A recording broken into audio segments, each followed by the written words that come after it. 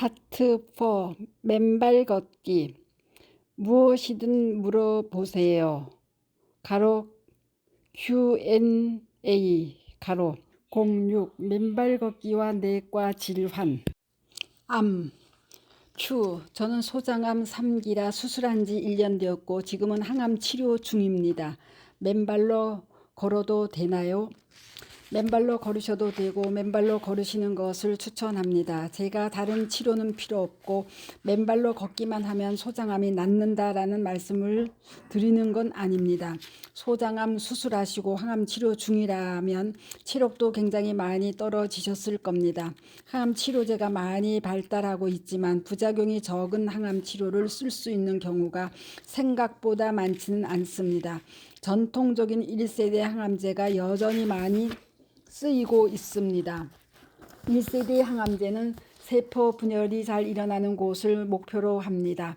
물론 암세포의 세포 분열이 잘 일어나기 때문에 그에 맞춰 항암제를 선택한 것이지만 암세포뿐 아니라 장내의 점막세포, 입속의 점막세포, 머리카락, 피부 등도 세포가 빨리 자라는 조직이라서 항암제의 영향을 받습니다.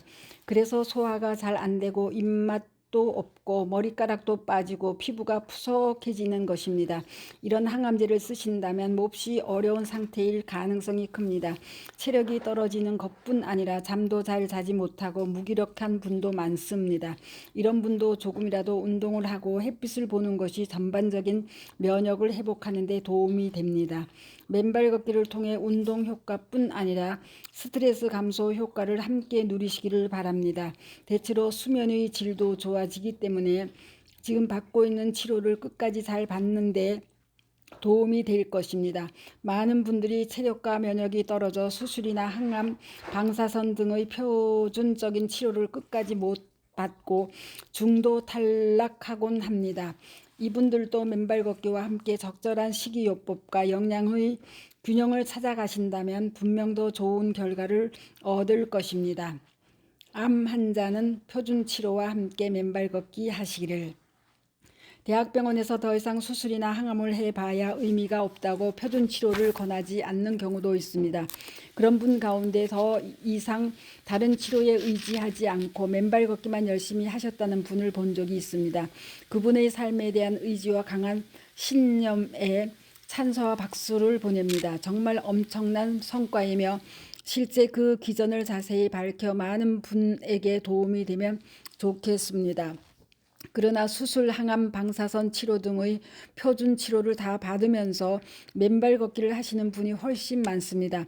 그런 분 중 간혹 마치 다른 치료는 받지 않고 맨발 걷기만으로 다 나은 것처럼 말씀하시는 분도 보았습니다.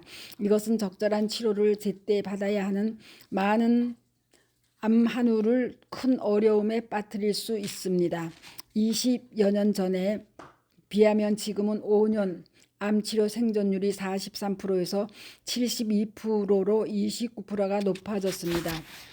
물론 치료 기술이 좋아진 면도 있고 조기 발견에 의한 생존율이 높아진 것도 있습니다. 그렇지만 표준 치료는 여전히 통계적으로 가장 의미가 있는 치료입니다.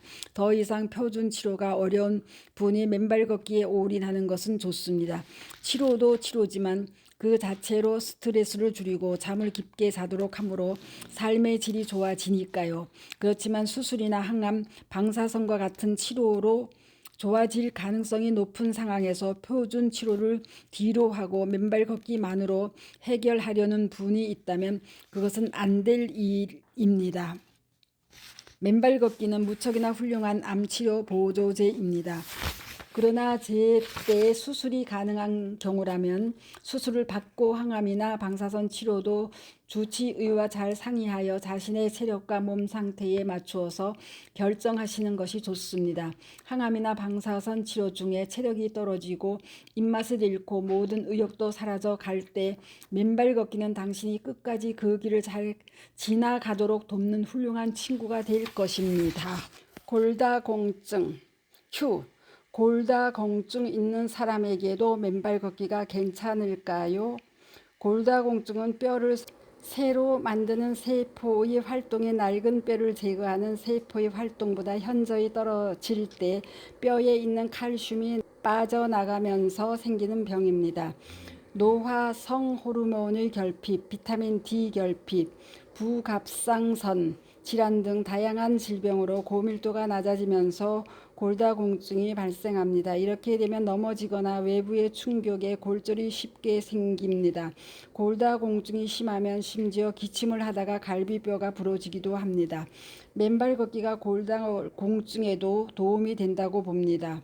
앞에서 말씀드린 바와 같이 소변으로 인산이 덜 빠져나가기 때문에 골다공증에도 효과가 있을 것이라고 추정한 간접적인 실험 결과도 있습니다. 직접적인 실험이 있다면 더 좋겠지만 맨발 걷기의 기전을 살펴볼 때 신발을 신고 걷는 것에 비해서 골다공증에 더 효과가 있을 것이라고 생각합니다. 골다공증 치료는 약만으로 하는 것이 아닙니다. 골다공증 약과 비타민 D만큼 중요한 것이 무엇일까요? 바로 운동입니다. 물론 골다공증 약을 드시는 것도 도움이 되지만 약으로 다 해결하려고 하시면 안 됩니다. 골다공증이 있는 분은 대개 어느 정도 나이가 있는 분입니다. 이런 분이 약이나 영양제만 복용하고 움직이지 않는다면 골다공증이 좋아졌다고 해도 삶이 별로 달라지지 않습니다. 고밀도가 높아지면 넘어졌을 때 골절 확률이 줄어듭니다. 그러나 움직이지 않으면 근육이 계속 약해지고 삶의 활력도 계속 떨어집니다.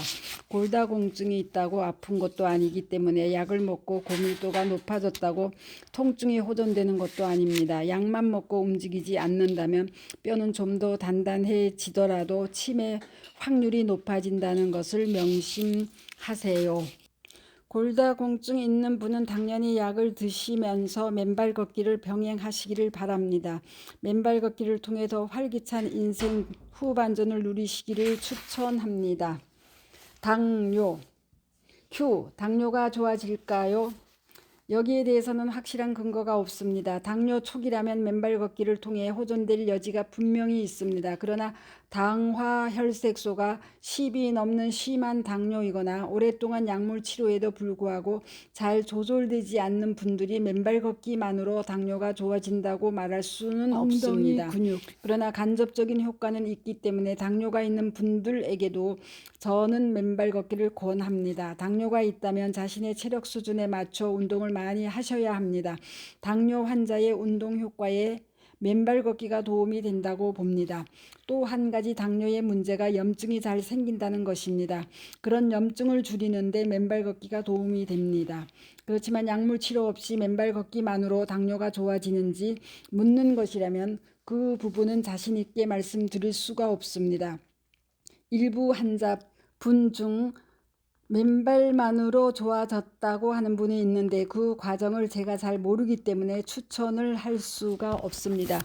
제 개인적으로는 당화혈색소 5.7 내지 6.4 정도의 전당뇨 상태라든가 당뇨가 진단받은 초기라면 엄격한 식단 관리와 스트레스 관리, 운동을 하시면서 적극적으로 생활 습관을 바꾸시기를 추천합니다. 이때 운동의 하나로 맨발 걷기를 하는 것은 강추합니다. 잘 조절되지 않은 당뇨이거나 당뇨발, 당뇨병성 말초신경염 등이 있는 분은 맨발 걷기 전에 반드시 파상풍 주사를 맞으시고 맨발 걷기 후에 발을 더 꼼꼼히 살펴보아서 상처가 없는지 확인하시기를 바랍니다. 그게 아니면 접지 신발을 신어서 발을 보호하시기를 추천합니다. 고혈압 주 5일 바닷가 물 있는 곳에서 맨발로 1시간씩 걸었는데 혈압이 거의 100mmHg 가까이 떨어졌습니다. 너무 좋은 반응입니다. 축하합니다. 실제로 고혈압이 떨어진다는 분은 굉장히 많이 있습니다. 30mmHg까지 떨어졌다는 분도 있었습니다. 아마도 푹코 근육이 튼튼해지고 발바닥이 많이 자극되면서 혈액순환이 잘 되고 심장의 부담이 줄어서 혈압이 낮아지지 않을까 생각합니다. 저혈압 휴, 저는 저혈압입니다. 맨발 걷기 하고 나면 혈압이 더 낮아질까봐 걱정입니다. 이 문제는 걱정 안 하셔도 됩니다. 고혈압이었던 분이 혈액순환이 잘 되고 심장이 튼튼해지면서 혈압이 낮아지는 효과는 많이 있었습니다. 그런데 저혈압인데 맨발 걷기 후에 혈압이 더 낮아져서 문제가 된다는 분은 보지 못했습니다. 앞으로도 그럴 가능성은 별로 없습니다. 저혈압인 분이라면 체력이 아주 좋거나 아니면 매우 약할 가능성이 높습니다. 심장이 매우 튼튼한 분은 정상인보다 혈압이 좀 더 낮습니다. 워낙 심장 근육의 힘도 좋고 혈관의 탄력성도 좋아서 조금만 수축을 하더라도 많은 양의 혈액이 말초 혈관으로 뻗어나가기 때문에 혈관 내의 압력이 높지 않습니다. 그러나 사연자분은 이렇게 평소에 유산소 운동을 많이 해서 혈압이 낮은 것 같지는 않습니다. 그렇다면 체력이 매우 약할 가능성이 더 높습니다. 체력이 약한 사람에게는 저혈압이 고혈압보다 더 위험할 수도 있습니다. 잘못하면 쓰러지기 때문에 이런 분은 심장을 튼튼하게 만들기 위해 안전한 유산소 운동을 꾸준히 하셔야 됩니다. 혈압이 낮은 분은 쉽게 피로를 느끼는 경우가 많습니다. 아무것도 안 하고 있으면 오히려 더 심장이 약해지고 전반적인 체력은 더 떨어집니다. 사연자분은 부디 낮은 단계에서부터 유산소 운동 꾸준히 하시길 바라고 그럴 때 맨발 걷기가 좋은 대안이 될 것입니다. 비만과 체중 조절. 저는 저체중 중인데 맨발 걷기를 하면 체중이 더 줄지 않을까요? 이분은 아마도 많은 분이 맨발 걷기 하고 체중이 줄었다는 말을 듣고 걱정이 되어서 사연을 주신 것 같습니다. 이것은 걱정 안 하셔도 됩니다. 비만이나 과체중 중인 분이 맨발 걷기 후에 체중이 줄어들었다는 사례는 셀 수 없을 정도로 많습니다. 그러나 저체중이었던 분이 살이 더 빠져서 더 힘든 경우는 본 적이 없습니다. 겉으로 보기에는 다 같은 체중 감량이라도 내용을 보면 차이가 많습니다. 어떤 분은 수분만 빠지고 어떤 분은 단백질이 빠집니다. 이런 경우라면 체중이 줄어든 것이 오히려 건강에 도움이 되지 않을 가능성이 많습니다. 예외적으로 부종이 심했던 분이 수분만 빠졌다면 부종이 호전된 것이라 좋은 것이지만 단백질이 빠지면 근육이 줄어든 것이므로 좋지 않습니다. 그러나 성인의 경우 지방이 빠진 것이라면 좋은 감량이라고 할 수 있습니다. 지방이 많이 빠지고 단백질이 늘었다면 체중에 전혀 변화가 없거나 간혹 체중이 조금 늘어나기도 합니다. 따라서 체중의 변화뿐 아니라 건강한 감량인지 반드시 확인하시는 것이 좋습니다. 혹시라도 이분의 경우 걱정처럼 체중이 조금 빠질 수는 있겠지만 단백질이 잘 보존되고 지방만 빠질 가능성이 큽니다. 저체중인 분이라도 건강한 감량은 특별히 몸에 부담이 되지는 않을 것입니다. 고지혈증. 고지혈증에도 맨발 걷기가 도움이 될까요? 사실 제가 맨발 걷기를 처음 시작한 건 고지혈증 때문이었습니다. 3년 반 전인데 중성지방이 무려 1.05치였고 혈액검사 결과가 나오기 전 제 혈액을 원심 분리기에 돌린 후 그 모양만 보고도 입이 다물어지지 않을 정도였습니다. 혈액의 절반이 마치 삼겹살 구워 먹은 후 굳어버린 지방덩어리처럼 뭉쳐 있었기 때문이죠. 시간은 없고 고지혈증 약은 먹기 싫고 그래서 단기간에 집중적으로 생활 습관을 교정하고자 마음을 먹었습니다. 가장 신경을 많이 쓴 것은 뭐니 해도 식단이었습니다. 약 3주간 탄수화물은 아예 끊어버렸습니다. 흰쌀, 밀가루, 설탕이나 과당을 포함한 모든 탄수화물 종류를 다 끊었습니다. 그 후 중성지방이 상당히 개선된 것을 확인하고도 탄수화물은 소량만 먹었습니다. 식단 다음으로 신경을 쓴 것이 운동인데 시간이 많지 않았던 제가 생각해낸 것이 맨발로 걷거나 달리는 것이었습니다. 짧은 시간에도 좀 더 효과적인 운동을 하기 위해 선택한 것이죠. 그 당시 맨발 걷기를 하기 전에는 맨발 걷기가 이렇게나 다양하고 훌륭한 효과가 있는 운동인지 잘 몰랐습니다. 그저 맨발로 걷는 것 자체가 기분이 좋았고 확실히 좀 더 운동 효과가 있다는 느낌은 들었습니다. 맨발 걷기를 하면서 문득 이런 생각이 들었습니다. 나의 이런 체험기가 다른 분에게도 도움이 되지 않을까? 그래서 맨발 걷기에 관한 책과 논문을 찾아보기 시작했습니다. 의사지만 환자보다 더 심한 고지혈증으로 위험한 상황에 놓여 있었기에 좀 부끄럽기도 했습니다. 그러나 나의 부끄러움이 누군가에게는 용기를 줄 수도 있다는 생각에 좀 더 자세히 맨발 걷기의 효과에 대해 알아보고 SNS에 공유하기 시작했습니다. 물론 그 당시는 약 없이 고지혈증을 극복하는 내용이 더 많았고 그 과정 중 하나로 맨발 걷기에 대한 내용을 정리했었습니다. 고지혈증은 엄밀하게 말하면 정확한 진단명이 아닙니다. 이상지질혈증이 정확한 의학 용어입니다. 그런데 워낙 고지혈증이라는 말이 보통 사람에게 흔하게 쓰이기 때문에 그대로 쓰는 것입니다. 이상지질혈증의 종류에는 3가지가 있는데 각각의 원인이 다르므로 접근 방법도 차이가 있습니다. 예전에는 뭉뚱그려서 고지혈증이라고 불렀지만 지금은 이상지질혈증의 종류에 따라 세분화해서 다르게 진단합니다. 이상지질혈증의 첫 번째는 고콜레스테롤 혈증입니다. 이것은 LDL 콜레스테롤이 높다는 의미이며 가장 흔합니다. 두 번째는 고중성 지방혈증입니다. 제가 바로 고중성 지방혈증에 해당되었고 최근 점점 더 비중이 높아지는 추세입니다. 세 번째는 저HDL 혈증입니다. 이것은 나쁜 콜레스테롤의 청소부 역할을 하는 좋은 콜레스테롤이 부족해서 생기는 병입니다. 고콜레스테롤 혈증이 있는 경우 맨발 걷기만으로 해결하려고 하시면 안 됩니다. 지방이 많이 들어있는 음식을 피하는 것도 중요하고 섬유소가 풍부한 채소들을 많이 먹는 것도 중요합니다. 물론 콜레스테롤이 높아지는 원인 중 음식이 차지하는 비중은 30%가 채 되지 않습니다. 훨씬 더 많은 양을 우리 몸이 스스로 만들어내고 있습니다. 그러면 우리 몸은 언제 콜레스테롤을 더 많이 만들어내는 걸까요? 바로 스트레스 상황입니다. 늘 공부도 열심히 환자도 열심히 진료하는 동료 선생님이 얘기해 주셨습니다. 혈액 검사를 마치고 차를 타고 나가던 환자가 주차장의 나무를 들이받는 사고를 냈답니다. 환자는 약간의 쇼크 상태에서 다시 병원으로 들어와 진찰을 받고 혈액 검사를 했습니다. 두 번째 혈액 검사에서 환자의 LDL 콜레스테롤 수치가 첫 번째 혈액 검사보다 무려 30%나 높아졌다고 합니다. 만일 첫 번째 혈액 검사에서 LDL이 140이었다면 두 번째 검사에서 182가 나온 셈이죠.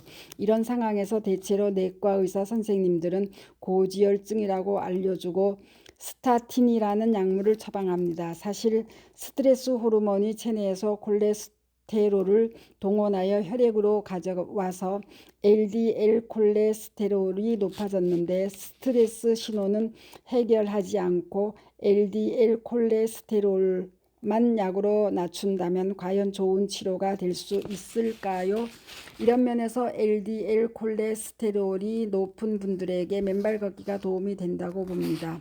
왜냐하면 맨발 걷기는 스트레스 호르몬의 과도한 분비를 억제할 뿐만 아니라 수면의 질을 개선하고 스트레스를 직접적으로 낮춘다는 보고가 있기 때문입니다. 다만 이 부분에 대한 확실한 결론은 대조군을 잘 정한 뒤 좀 더 엄밀한 실험을 통해서 확인하면 더 좋은 것으로 보입니다. 고중성 지방혈증은 저의 경우에도 음식 조절이 가장 기여한 바가 크겠지만 그만큼 맨발 걷기도 도움이 되었습니다. 실제 논문에서는 고콜레스테롤 혈증보다 고중성 지방혈증의 경우가 맨발 걷기로 더 큰 효과를 본 것으로 되어 있습니다. 고중성 지방혈증은 몸에 만성염증을 일으키는 일이 많은데 맨발 걷기가 황산화 효과와 염증을 호전시키는 기전을 통해 중성지방을 낮추는 데 도움을 주는 것으로 생각됩니다. 마지막으로 저 HDL 혈증은 오메가3와 같은 좋은 지방을 먹는 것도 하나의 방법이지만 그것보다 더 중요한 것이 운동을 하는 것입니다. 운동이 직접적으로 HDL을 더 높이는데 맨발 걷기는 이런 분에게 좋은 대안이 될 것입니다. 이야기를 다 하고 보니 모든 이상 지질 혈증에 맨발 걷기가 다 도움이 되는군요. 물론 이상 지질 혈증이 있는 분은 음식과 스트레스 관리, 수면이 모두 중요하지만 운동도 중요합니다. 그 운동 중에 가장 먼저 맨발 걷기를 해보시기를 추천합니다. 큐. 고지혈증 때문에 맨발 걷기를 시작하게 됐습니다. 어느 정도 하고 수치를 재봤는데 아직은 효과가 없습니다. 그러나 다른 효과가 좋아서 저는 계속할 예정입니다. 이분은 맨발 걷기가 고지혈증 개선에는 별로 영향을 준 것이 없다고 하셨습니다. 그래도 다른 효과가 좋아서 계속하겠다는 데 아마도 피로가 회복되거나 잠을 잘 자지 않았을까 싶습니다. 고지혈증 중에서 중성지방이 높을 때는 맨발 걷기의 효과가 좀 더 좋습니다. 나이가 드신 분일수록 고중성 지방혈증에 대한 맨발 걷기 운동 효과가 더 있었습니다. 모든 분이 다 좋아진 것은 아닙니다. 맨발 걷기 하나만으로 고지혈증을 완전히 극복하려는 시도는 추천하지 않습니다. 식이 조절 및 스트레스 관리, 숙면 취하기 등 다양한 생활 환경을 개선해야 고지혈증이 더 호전되는 효과를 볼 수 있습니다. 큐. 저는 맨발 걷기 이후로 고지혈증 약을 끊었습니다. 맨발로 지내는 것이 얼마나 좋은지, 약은 얼마나 무서운지.